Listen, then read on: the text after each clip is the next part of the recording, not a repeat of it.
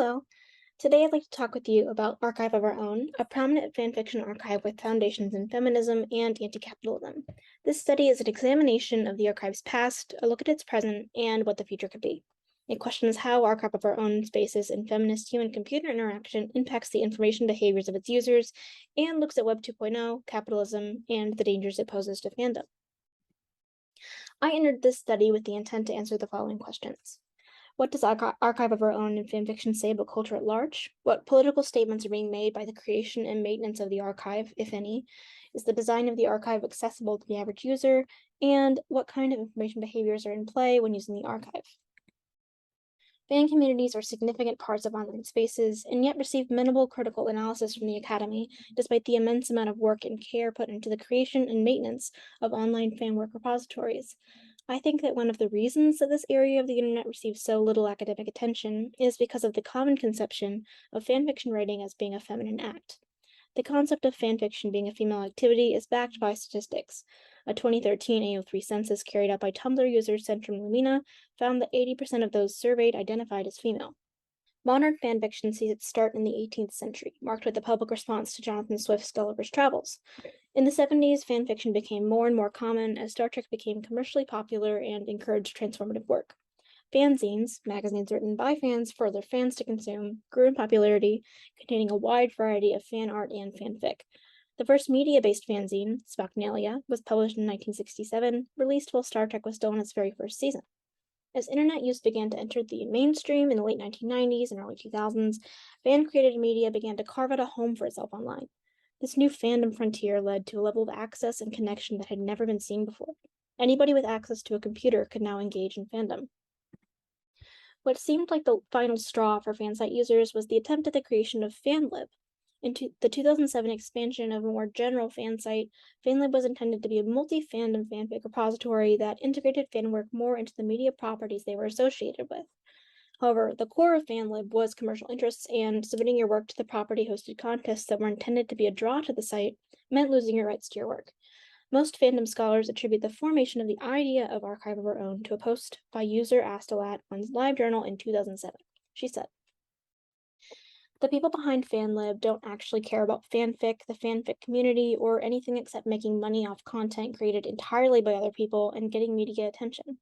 They don't have a single fanfic reader or writer on their board. They don't even have a single woman on their board.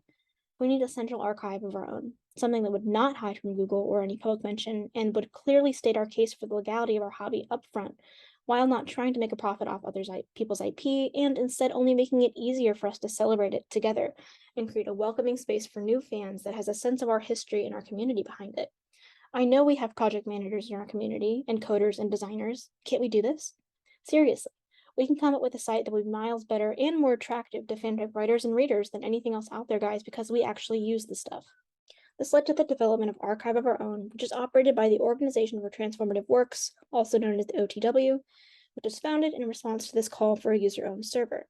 The OTW is self-defined as a nonprofit organization established by fans in 2007 to serve the interests of fans by providing access to and preserving the history of fanworks and fan culture in its myriad forms. We are proactive and innovative in protecting and defending our work from commercial exploitation and legal challenge.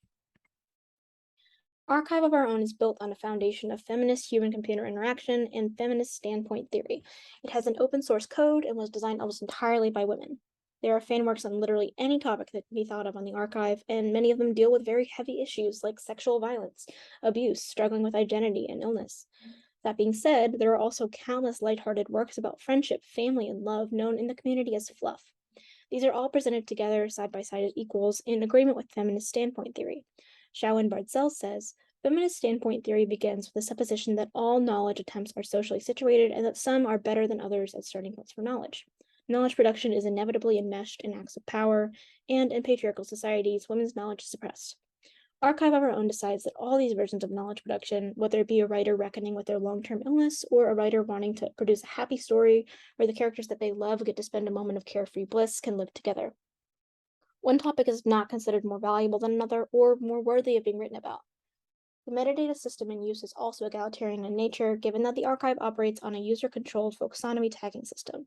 Tags do not adhere to strict guidelines and are more conversational in nature than on other platforms." In order to assess how the user experiences AO3, I circulated a survey to fan spaces on TikTok and Discord.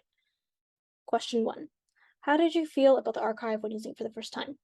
Survey participants were fairly split on whether they found the archive intimidating upon first use or not, with 45.18% ranking it as somewhat overwhelming and 30.58% ranking it as being fairly easy to use. This relatively even split would indicate that the archive is not particularly daunting nor especially friendly, and most likely comfort levels will come down to how digitally literate users are to begin with. Question 2. What did you think of the organization on AO3 when looking for fixed to read? The vast majority of users surveyed found the organization style of AO3 to be helpful when looking for fix. 60.44% of survey participants ranked it as being very helpful, and 27.2% ranked it as being somewhat helpful. Only 0.27% found that the organization kept them from finding what they need. These positive sentiments are nearly universal in comparison to the fairly split answers from question 1 about initial feelings about the archive. This would indicate a high level of learnability in the design, one of the 5 components of the Nielsen usability model. Question 3. How do you find fix? According to survey participants, Archive of Our Own users typically refine their search experience as much as possible, something made simple by the extensive metadata available on the site.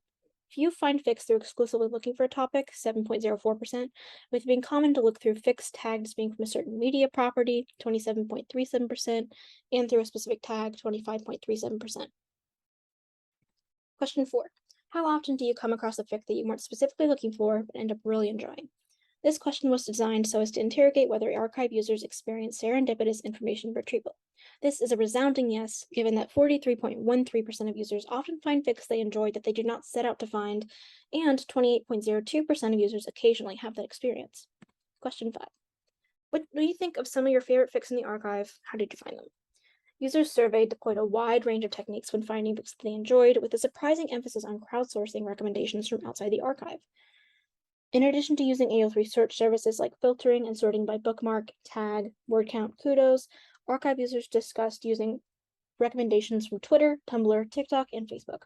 This enforces the idea of fandom as a community and of Archive of Our Own as a part of a multifaceted communication and information sharing system. Question 6.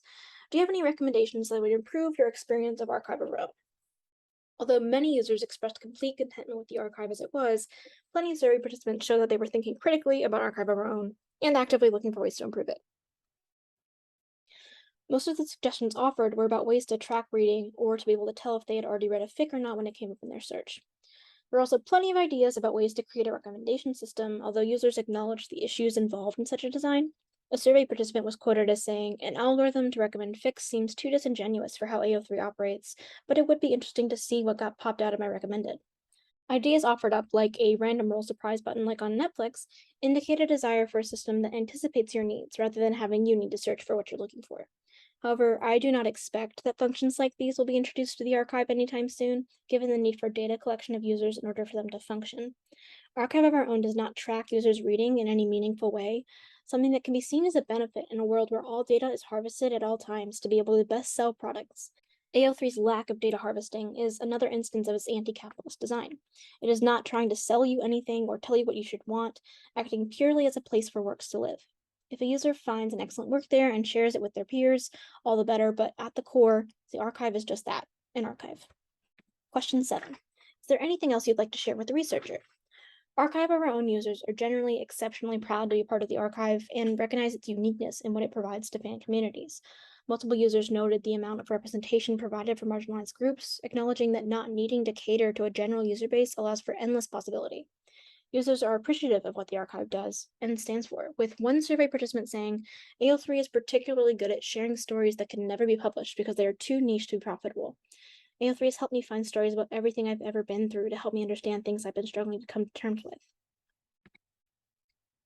On the 30th of July 2022, the Organization for Transformative Works released its vision statement for the years 2022 to 2025, the next 3 years. In it, it reminded readers of the roots of fan work in a primarily female culture and alluded to taking steps to lift minority voices with the line, "The OTW will preserve the record of that history as we pursue our mission while encouraging new and non-mainstream expressions of cultural identity within fandom." When the OTW looks ahead to 2025, they see an organization that is on steady ground and is continuing to grow while supporting those it was designed to serve. They hope to focus on developing AO3, internal sustainability, governance development, opening up paid staff positions, improving external communication, and diversifying fundraising. Archive of Our Own remains stalwart in the fight against the commercialization of fan spaces in order to protect the practice of fan work, a stance that grows ever more important as late stage capitalism encourages people to monetize their hobbies in order to remain afloat financially. Thank you so much for listening.